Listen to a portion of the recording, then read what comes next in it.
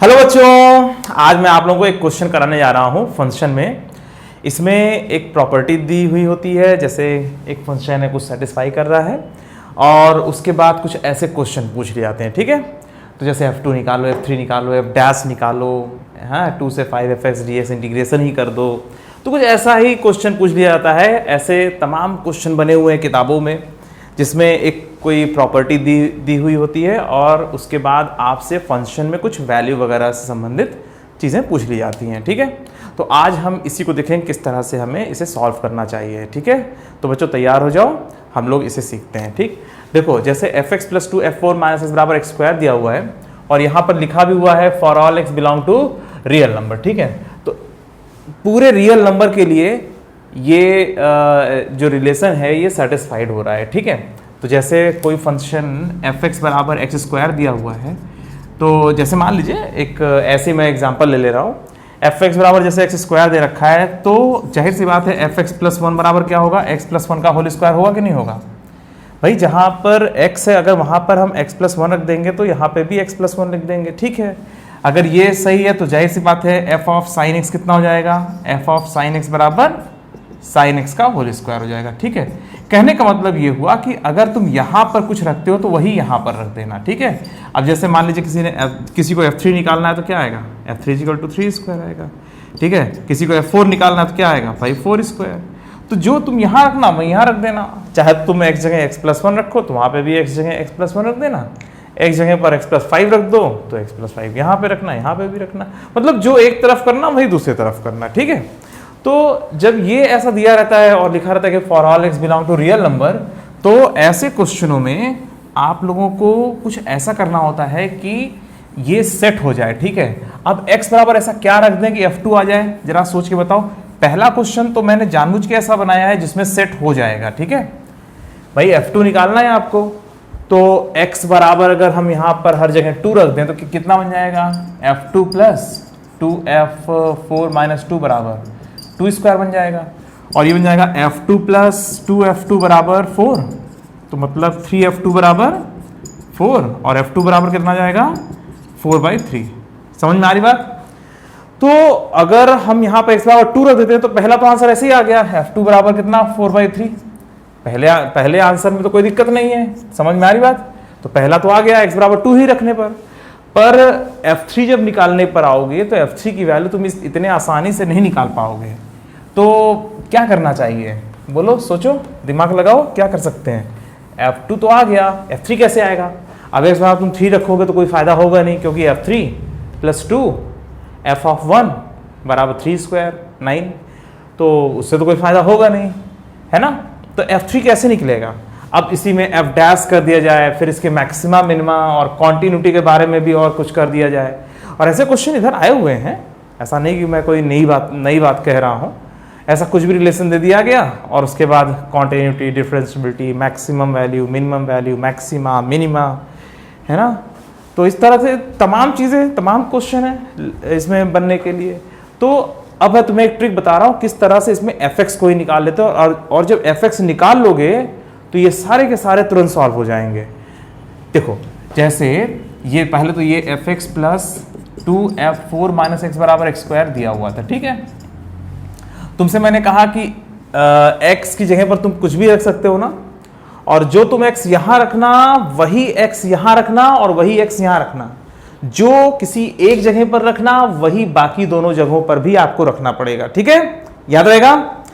जब all x belong to real number दिया हुआ हो तो आप एकदम निडर होकर के बस इतना ध्यान रखना कि x की वैल्यू कुछ भी रख सकते हैं, पर जो एक जगह रखेंगे वही हर जगह रखेंगे। यहाँ पे x = 5 रख रहे हो तो यहाँ पे भी 5 रख देना, यहाँ पे भी 5 रख देना। x जगह पर x + 1 रख दे रहे हो तो यहाँ पे भी x + 1 रखना, यहाँ पे भी x + 1 और यहाँ पे भी x + 1 रख दीजिएगा। ठीक है, तो तुम्हें क्या लगता है कि x जगह पर ऐसा क्या रख दें कि ये तुरंत सॉल्व हो जाए। तो मैं तुम्हें बताता हूं, देखो x की जगह पर तुम सीधा 4 - x रख दो।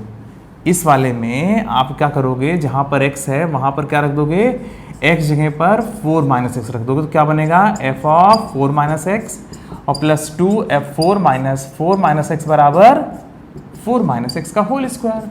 देखो जो काम मैंने एक जगह पर किया वही काम मैंने दूसरी जगह पर किया और वही काम मैंने तीसरी जगह पर किया।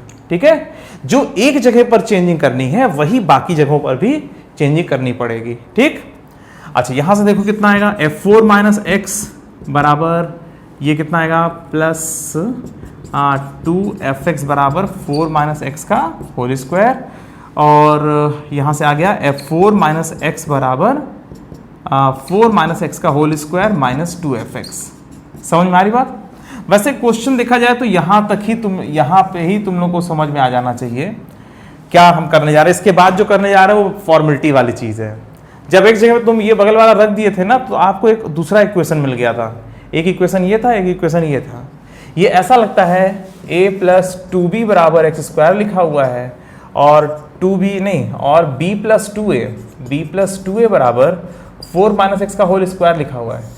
एक बात बताओ, अगर ऐसा लिखा हुआ है तो क्या तुम a की वैल्यू निकाल सकते हो? हाँ, जैसे इक्वेशन सॉल्व करते हो भाई, यहाँ से b की वैल्यू उठा के यहाँ रख दो तो a की वैल्यू तो निकली आएगी।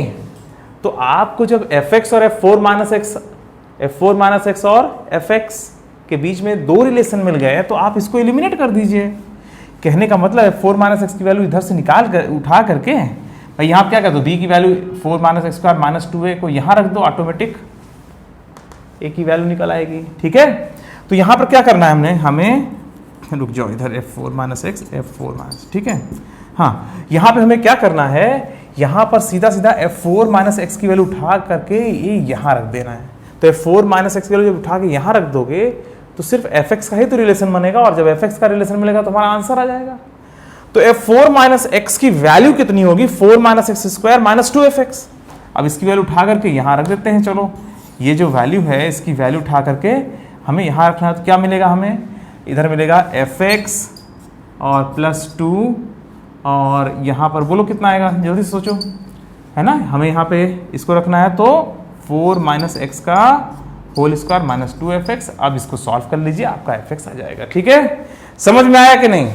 तो आपको जो एक्सप्रेशन दिया हुआ था वहां पर जो एक तरफ x लिखा हुआ था उसकी जगह पर बगल वाला रख देना था सीधा सीधा, और जब वो रख दोगे तो आपको एक और इक्वेशन मिल जाएगी, और दोनों इक्वेशन का यूज करते हुए ये एक और ये दो, इन दोनों इक्वेशंस का यूज करते हुए आप सीधा सीधा fx ही निकाल लो। अब चाहे तो इसमें 2 से मल्टीप्लाई करके माइनस कर लो या इसकी वैल्यू उठा करके उसमें रख दो।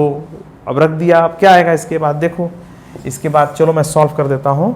इधर आ जाएगा माइनस 3fx, देखो ध्यान से, माइनस 4fx माइनस 3fx, और वो आ जाएगा x square minus 4 minus X का होल स्क्वायर। देखो सही है, 4 माइनस एक्स का होल स्क्वायर उस साइड में चला गया। ठीक है, और यहाँ से क्या आ गया हमारा, यहाँ से आ गया fx बराबर, इसको मैं हटा देता हूँ ताकि मुझे जगह मिल जाए लिखने के लिए,